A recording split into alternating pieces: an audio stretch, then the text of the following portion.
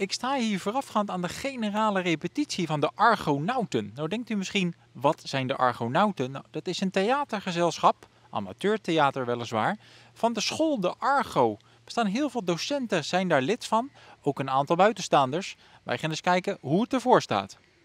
En ik kreeg €1, was ik Donald Trump. Met toepet zeker?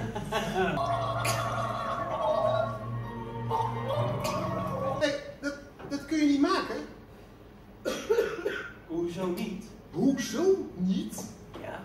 Hoezo niet? Praat toch geen Frans? Dit is mijn uitvinding. Vorig jaar was de eerste keer dat we dit allemaal deden en daarvoor hebben we het goed gedaan. Maar ik denk dat we dit jaar langer de tijd hebben genomen en het een stuk professioneler hebben aangepakt. En het ook leuker in elkaar zit. Dus ik vind hem echt leuker dan vorig jaar. Kijk je er dan ook meer naar uit om het echt voor het publiek te gaan doen? Ja, zeker. Ook omdat we een paar hele leuke elementen erin hebben zitten met het publiek. Kijk ik er wel echt extra naar uit om deze voorstellingen te doen, ja.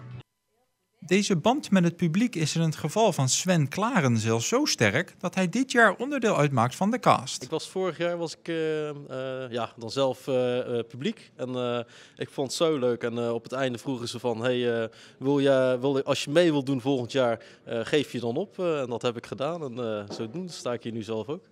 Hoewel de acteurs in het dagelijks leven voor de klas staan of in de bouw werken, zijn ze ook verantwoordelijk voor het schrijven van het script. Wordt ook gedaan door de acteurs. Het grootste deel is echt wel geschreven door... eigenlijk alles is geschreven en iedereen heeft wel iets bijgedragen. Ja, en hoe is de chemie onderling? Dat zit volgens mij ook wel goed. Ja, dat zit zeker goed. We lachen ook om de stukjes die we verkeerd doen en de bloopers die we maken. En ik vind het gewoon heel leuk. Voor mij het eerste jaar nu en ik wil heel graag volgend jaar weer meedoen.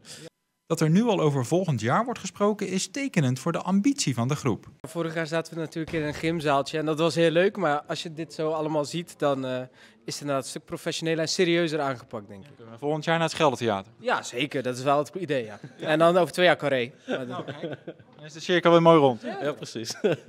Er is ook een heuse theatercoach betrokken bij de voorstelling. Zij is tevreden over de nieuwe leden van de Argonauten. De nieuwelingen zijn wel ook echt, die brengen eigenlijk ook wel weer een beetje net wat meer serieus input. Want die komen natuurlijk echt voor het toneelspelen. Ja. Terwijl de docenten, sommige docenten zijn ook gewoon aangesloten toen omdat ze dachten, nou, mijn collega doet mee. Ja. Dus er zijn nu 3 mensen van buiten en die zijn allemaal gekomen omdat ze theater leuk vinden.